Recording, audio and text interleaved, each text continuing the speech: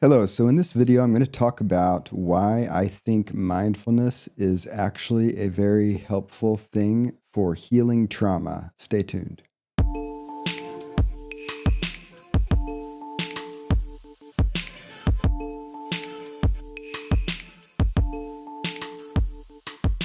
Welcome to Wellness with John. I'm John Peters, and these are resources to help you thrive. So, I'm a mindfulness-based therapist who's been in practice for 26 years, and I work with people who are anxious, stressed, and I work with people who have experienced a variety of different types of trauma and who have had a variety of different types of consequences of that trauma.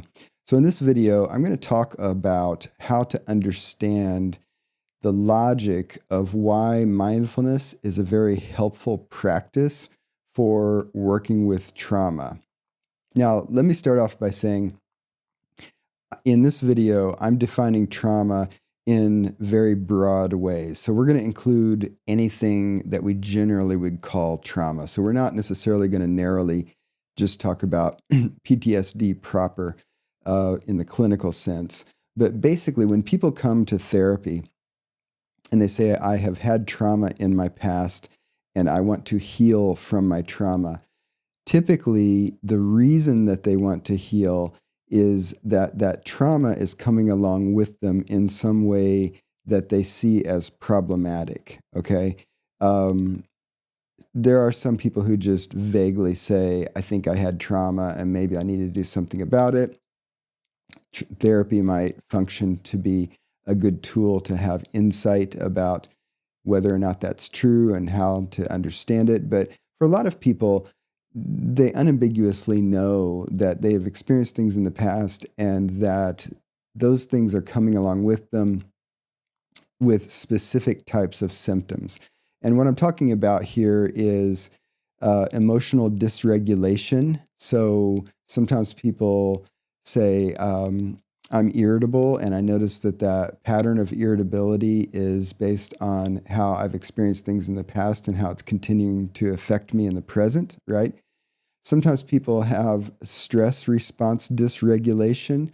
So, for example, if someone is having panic attacks that they think are logically connected to past experiences, that's a stress system dysregulation. It's not well regulated, and they're having an incongruent or disproportionate stress response to stress triggers, right? So, emotional dysregulation is common. Stress response dysregulation is also common after trauma. And there are also deeper, more abstract consequences of traumatic experiences that can affect the ego. So sometimes trauma actually can affect us in terms of how we generally are dealing with things. We're generally perceiving and making sense of things and responding to things in our life. And when we see that type of thing, we tend to think that the trauma caused what we sometimes call an ego hit, that it got inside enough to hit your ego. And sometimes examples of that can be if a person, normally was very extroverted and then they had a traumatic experience and it has affected their ability to be social, right?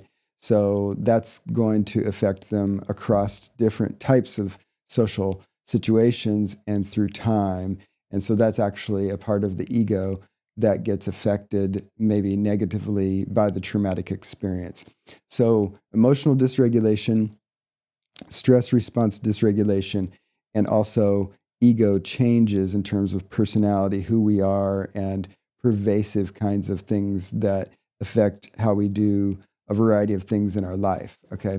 So when people come to therapy, often they're focused on one or more aspect of how they have become dysregulated or changed through the trauma that's causing them some sort of challenge in their life or is causing them some sort of misery in their life, and they're seeking relief from that. Now, traditional psychotherapy has approached trauma through logic, and we use CBT techniques. And the cognitive part, the C, it has to do with often reworking how a person is thinking about things and what their attitude is toward themselves and toward triggers and toward the world in order to create a more well-regulated system of responses to situations where they need to perform in different ways. So an example of that would be if a person is finding that they're getting really angry frequently, they might, through cognitive techniques, examine how they're getting angry, what the triggers are, what the specific thoughts are in their head when they get angry, and how they experience the anger, and what are the types of responses that they see as normal for them, but maybe not functional. And then through cognitive techniques, they can examine having more flexible responses or generating new types of ways of thinking and responding to situations. So that's kind of a encapsulated summary of the cognitive response as it might apply to a particular type of emotional dysregulation. But as I said, I'm a mindfulness-based therapist, and part of the reason is that I think that mindfulness actually offers some particularly valuable ways to rework our system when we think that we are dysregulated and we want to be more well-regulated and functional and less miserable, right? So that's the core of what I'm going to talk about in this video. But before I do that, let me take a pause so we can hear a word from my sponsor. Hey, this video is actually not sponsored by anybody, but I want to take a second here to tell you about my Stress Reduction Mastery course, which is a 2-week online course that gives you daily lessons for 14 days, although you can go at your own pace if you want to take it more slowly. But these lessons teach you how to quickly lower your stress, and they teach you techniques that can help you permanently rewire your stress response so that forever in the future, you actually go from being reactive to actually having much more optimal coping responses. So here's what a few recent students of the course have said about it. I recently took John Peters' Stress Reduction Mastery course, and it is a 2-week course, and over the course of the 2 weeks, you are introduced to several different techniques that you can implement to your daily routines and daily practices so that it can help reduce stress and anxiety. So many things are stressing me out, from my job to my family, but the thing that stresses me out the most is driving. It gives me so much anxiety, I almost never want to do it. That's why I was really glad I found this mindfulness course by John Peters. It's a 2-week long course, and it includes videos about how to incorporate mindfulness into your everyday life. I personally have suffered from anxiety and stress for a long time. And I know several people do. I know almost everyone I know has stress or anxiety. So I do feel like this is very helpful for anyone who suffers from anxiety and stress to take. Hey everyone, my name's Kellen. I wanted to jump on here and share something that's been pretty incredible for myself. That's been a game changer for my day-to-day life, and that's John's Stress Reduction Mastery course. Before finding this 2-week course, I was the type of person that was extremely stressed out all of the time. I've always had high anxiety throughout my whole life, and it's really hindered me in a lot of different ways. And so my goal for this year was to find a way to better cope with my stress and anxiety. And then I stumbled upon this 2-week stress reduction course. I decided to take a leap of faith and do it, and I am so happy that I did. Throughout the course, John gives you real life and real time techniques and strategies that are so effective in terms of being able to reduce your stress levels, be more present, and it was just so effective. In this course, John breaks it down into what he calls the 3 F's: foundation, fitness, feasibility. Foundation is the first F, and this is for building solid responses to stress. Fitness is the second F, and this is for training your brain to tackle environmental stressors. And the third F is feasibility, and this is for practices that are straightforward and yet incredibly effective. One method that really hit home for me though was the 3-2-1 method. This method takes less than a minute, and it made me feel very present when I was doing it, especially in those stressful moments I was in. But what really set this course apart for me was John's stress reduction journal, and day-by-day journal that gradually builds on your stress reduction skills. It's a 2-week journey of self-discovery and self-skill building that I have personally found to be unreal, so helpful in my journey of stress reduction.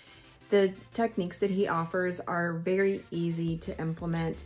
He has a video for each day, and each video kind of explains the science a little bit behind the technique, as well as how to do the technique. And then he suggests that you do the technique several times a day so that you can put it into use and start practicing it. Over the course, one of my favorite things that I have implemented into my life is the course on transitions and how to go from one point to the other. And that was very, very helpful for me because I do feel like that is something that I struggle with a lot. So it's super easy. His videos each day are between 10 and 15 minutes and very comprehensive, very easy to understand. And I do love that he adds in some of the science element because that helps my brain to kind of absorb it better and realize like it's a proven technique, but it's also something that science backed. It's also he gives you the reasoning why these things are working and why they are helpful. So that's very helpful for me to kind of understand and put all of the pieces together personally. And I do feel like that they're easy to use, and I would recommend it to anyone who is suffering with stress or anxiety. I feel like this is a wonderful course to take, and it's wonderful to use in your everyday life. I really like that the videos aren't too long. They're around 10 to 15 minutes, and they include action items of how to actually incorporate the practice into your life. My favorite thing that I learned was concrete thinking. It really helps me. Anytime before I go driving, I try to do this by looking at the things in my car and just speaking out loud.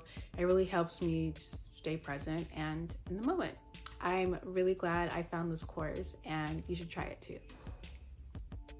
So if you're in a place where stress is running the show and you want your life back, John's course is more than a recommendation. It's honestly been a lifeline for myself. I'm so grateful for you, John, and I can't thank you enough, my friend. After my first week of the course, I could feel the shift from the way I woke up in the morning, how I went about my day, and even how I slept at night. And then after the 2-week course was complete, I even started getting comments from my friends and my partner on how they felt my energy was different. So I just couldn't be happier. If you're thinking about taking the course, just do it. You won't have any regrets. John is an amazing educator. He teaches you not just how to do the things, but the why behind it, why our body functions the way that it does. And it was just so effective. It was clear, it was easy to follow. And I love that I could do the course at my home, at my own pace, and at my own time. That was really ideal for me based on my workload. So thank you, John, so much. I am greatly looking forward to our one-on-one session so we can continue this progress. So if you're interested in lowering your stress starting today and learning techniques that are easy to learn, easy to practice, and that will permanently rewire your stress response for the better, check out the link in the description.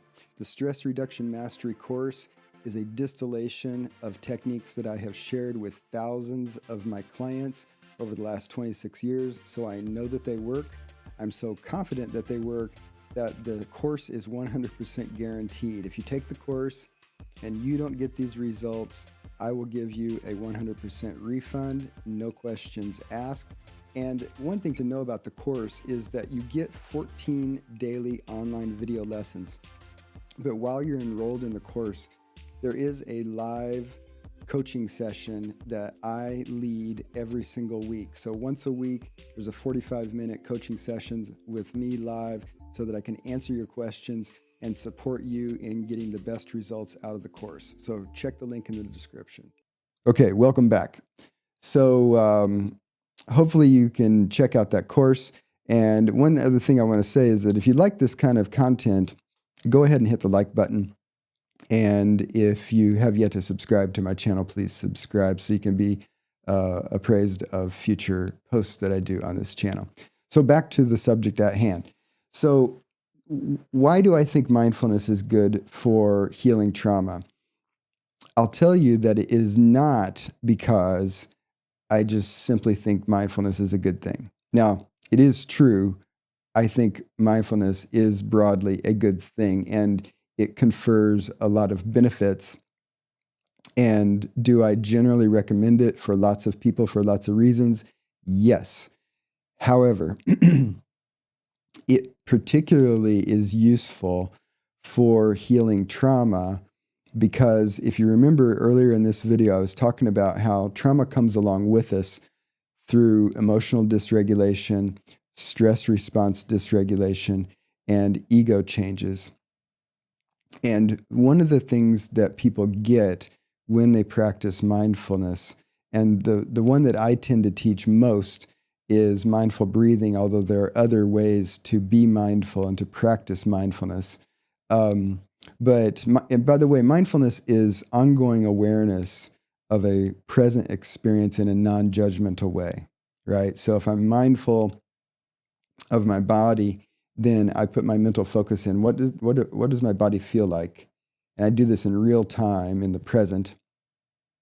And I do it in a non-judgmental way. So I'm not saying, oh, my body is not fit enough, or this is really soothing. I love this. Those are judgments.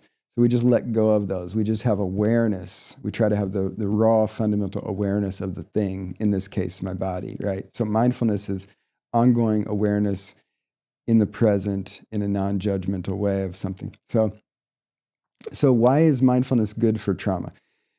Mindfulness confers better emotional regulation, and it confers a better regulated stress system, right? And I'll talk about the ego part after this. But one of the things that happens is if you have a dysregulated stress system, and if you have dysregulated emotional responses, the cognitive strategies that I mentioned earlier sometimes are not as adequate to help people get the types of changes that they want to get.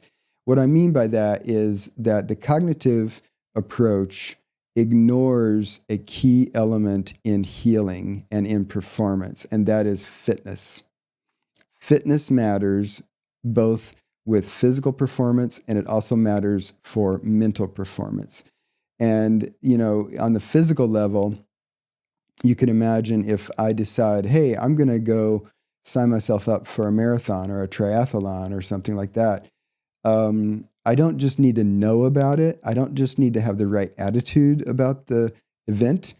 I need to train because I need my body to be fit enough to be able to perform in the physical event of the marathon or whatever it happens to be. So one of the problems with conventional cognitive therapy is it just assumes that everybody is fit enough to mentally do the things that they're learning about, they're having insights about, and that they're trying to then enact when they get triggered or whatever the situation might be. And again, that's like me, becoming a fitness coach and never telling people to exercise, only telling people to read books about exercise, right? So the cognitive approach relies on the fact that what we know about the thing is just going to produce the change that we want. The problem with that is it's simply not true.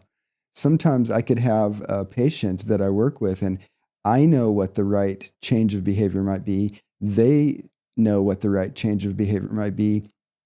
We both talk about how to do the new behavior, and then they go home and it doesn't work. They get triggered and they have exactly the same response.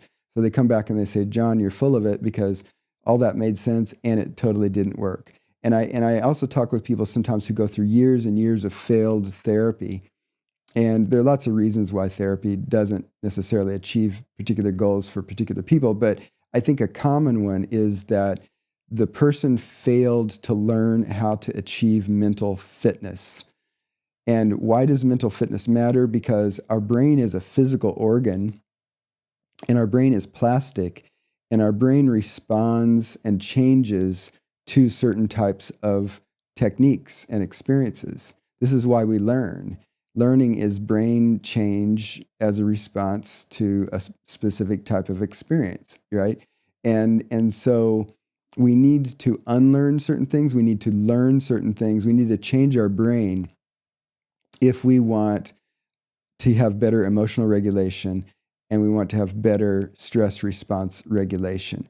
Because when you feel emotions, when you get triggered by something and you have an emotional response, your brain is a very active participant in that experience. When you get triggered by something and your stress response gets elevated, your brain is a central and active participant in that experience. So brain fitness matters because if, for example, you have anxiety episodes, if I just tell you, hey, cut that out, you might say, yeah, that's a good idea. That's exactly what I'm trying to do, and I can't do it. Why can't you do it? Because your actual brain, your physical brain, the neural pathways in your brain that mediate your stress response have become dysregulated, which is what is exacerbating your acute anxiety episodes, right? So the cognitive approach is going to have some limitations in changing that if it doesn't affect a change in your system, your physical system, so that you can have a different response, okay? Which leads to why I recommend mindfulness, and in particular, mindful breathing.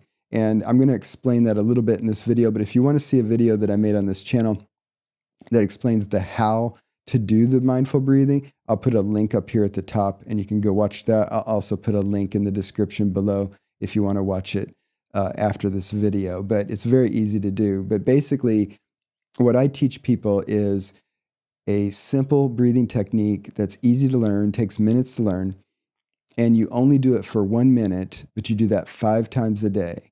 And I have taught that now to thousands of patients and students.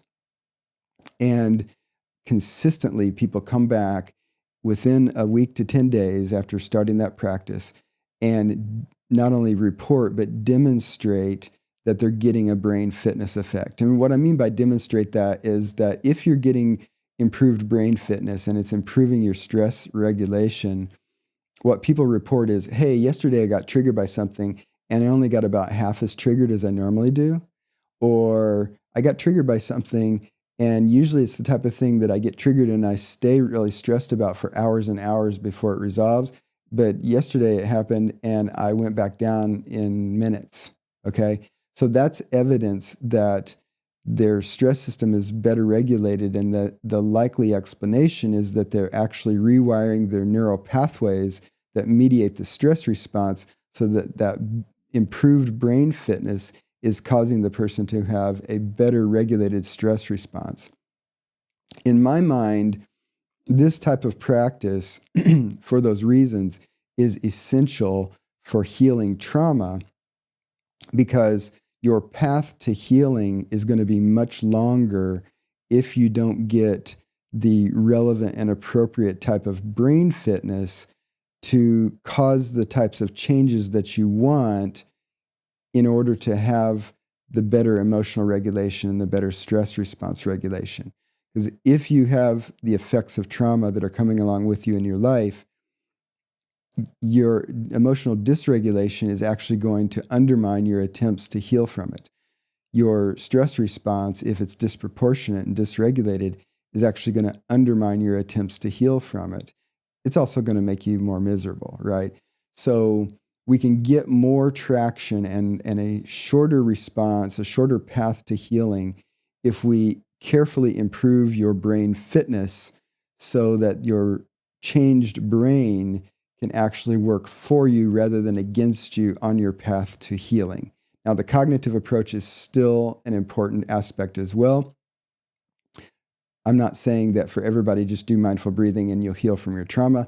But I am saying that if you only do the cognitive approach and you don't do the mindful breathing, your path is going to be longer to the place where you are satisfied that you have healed, okay, and that you're less miserable. Now, I also want to mention the other part that I mentioned earlier about ego. Mindful breathing actually does help with the types of dysfunction that comes along with us when trauma has affected us in terms of hitting our ego. And one reason for that is that when we have an ego hit, regardless of how that manifests for the person, that's going to result in quite a lot of stress in given moments where that's active or where that's, in play. And so if we better regulate the emotional response and we better regulate the stress response, what we get from that is a better regulated cognitive response, because we have a more negative, dysfunctional cognitive response in moments where we're feeling intense, challenging emotions and in moments where we're feeling intensely, highly stressed. So again, if you're going to get traction on changing the ego part of the dysfunction that comes along with trauma, you need to be regulating the emotional response and the stress response, or else it's going to be challenging to impossible, right?